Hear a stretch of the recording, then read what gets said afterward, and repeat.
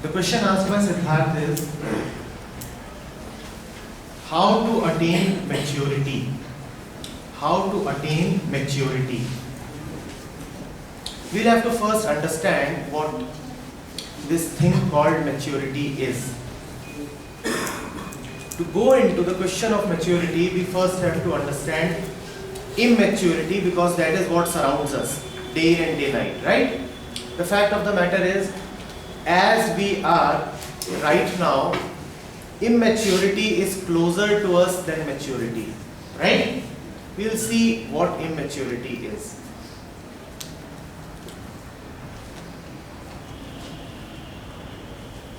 When you have a child, right? We are looking at a child and we say the child is immature. What is the reason? How is the child immature? The child is immature because his brain is not yet fully developed. Correct? The consequence of that is the clear display of immaturity therein is that his brain acts just like a sponge. That his brain acts just like a sponge. What does a sponge do? It keeps absorbing everything and anything that comes to it without any discretion of its own. That is the child's immaturity. The child is dependent and helpless. It will have to accept, absorb whatever you give to it. Whatever you give to it.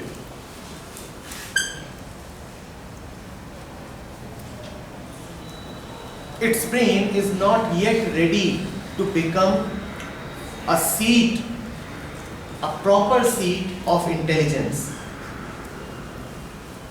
Hence the display of immaturity, and that immaturity is nothing but this dependence on everything external. You give it a religion, it is so helpless, it takes it.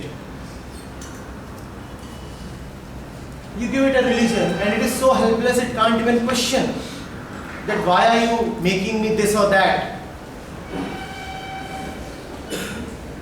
You give it beliefs, it takes them. You tell the child that the neighbor is an evil person, that the neighbor is absolutely to be avoided, and the child will have to take it. He'll start believing. He's helpless. He cannot apply his discretion. That is immaturity. And that immaturity is further strengthened by the kind of parenting that we get. If the child ever displays a spark of intelligence and turns around and asks that, Mama, you keep on telling me that I must speak the truth, but tell me, why must I speak the truth? Mama has no answer. And even if she has an answer, it's a borrowed answer that her own mama gave to her. And if the child insists, then he gets one tight slap. The child is dependent and is made further dependent. And to remain dependent on others is what is immaturity. To not to have your own intelligence, but to live on borrowed ideals and beliefs, that is immaturity.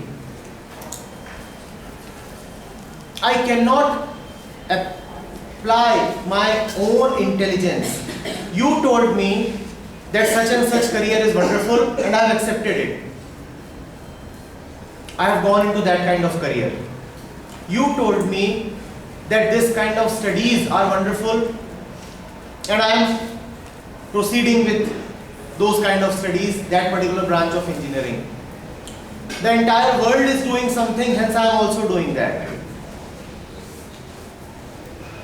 I have no understanding of what work life is. I have no understanding of what it means to live fully and freely. but I'm living comfortably on borrowed beliefs.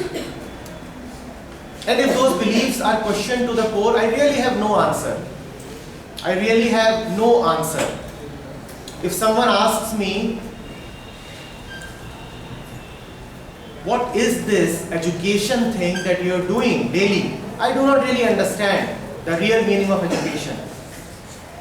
If someone asks me, you roam about with your friends, what really is friendship? I do not understand. I'm living on some borrowed definition given by somebody.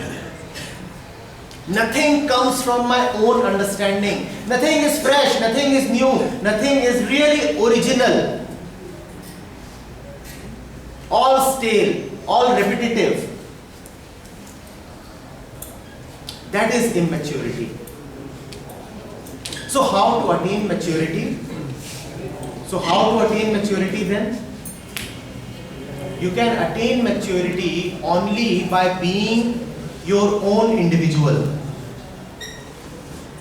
Only by carefully investigating the contents of your mind, your ideals. Whom have you considered your role models? What kind of path of life are you following? Why are you here at all? What beliefs are you adhering to?